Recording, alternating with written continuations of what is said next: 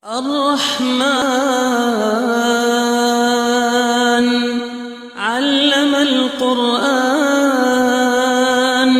خلق الإنسان علمه البيان الشمس والقمر بحسبان والنجم والشجر يسجدان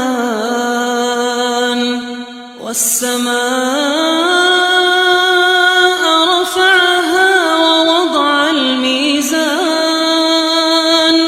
ألا تطغوا في الميزان وأقيموا الوزن بالقسط ولا تخسروا الميزان والأرض وضعها للأنام فيها فاكهة والنخل ذات الأكمام والحب ذو العصف والريحان فبأي آلاء ربكما تكذبان خلق الإنسان من صلصال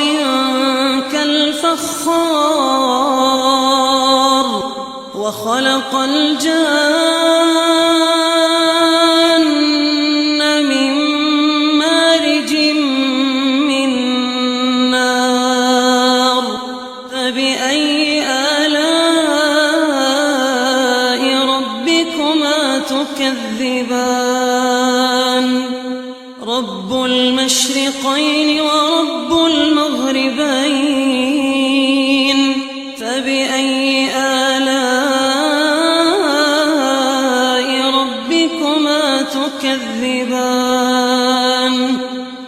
مرج البحرين يلتقيان